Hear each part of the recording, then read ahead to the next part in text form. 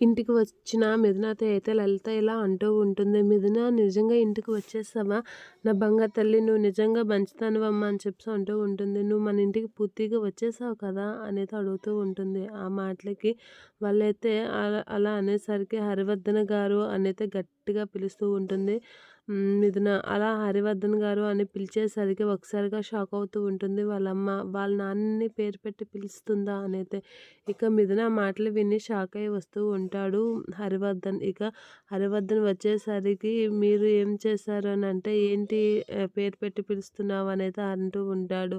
ఇక నా భర్తని జైల్లో పోలీస్ స్టేషన్కి కేసు పెట్టడానికి మీకు ఎంత ధైర్యం అనేది అంటూ ఉంటుంది. నా భర్త మీద ఎందుకు కేసు పెట్టారు అని అడిగితే, ఆ ఫ్రాడ్ గురించి నన్ను అడుగుతున్నావా అనేది అంటూ ఉంటాడు హరివర్ధన్. ఆ మాటలకి నేను అవును నేనే కేసు పెట్టాను, వాడు బయటికి రావాలంటే నేను చెప్తేనే వాడు బయటకు వస్తాడు అని అంటూ ఉంటాడు. ఆ మాటలకి మిథున షాక్ అవుతూ ఉంటుంది. వాడు బయటికి రావాలి అంటే నువ్వు మన ఇంటికి రావాలి, నువ్వు మన ఇంటికి వస్తేనే వాడు బయటికి వస్తాడు అనేది అంటూ ఉంటాడు హరివర్ధన్. ఆ మాటలకి మిథున అయితే షాక్ అయ్యి అలా చూస్తూ ఉంటాడు.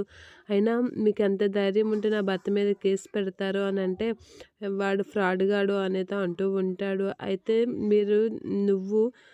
నువ్వు ఇక్కడికి వస్తే కానీ వాడు బయటకు రాడు, అది గుర్తుపెట్టుకోండి అని అంటే, మంచి పని చేశారు సార్ అనేది అంటూ ఉంటుంది. నా భర్తని ఎలా బయటకు తీసుకురావాలో నాకు బాగా తెలుసు సార్ అనేది అనేసరికి హరివర్ధన్ చిరాకు పడుతూ ఉంటాడు. లలిత అయితే షాక్ అవుతూ ఉంటుంది. మీరు చేసిన పనికి దానికి రివెంజ్ నేను ఎలా తీర్చుకోవాలో కూడా నాకు తెలుసు అని అయితే చాలా సీరియస్గా అంటూ ఉంటుంది.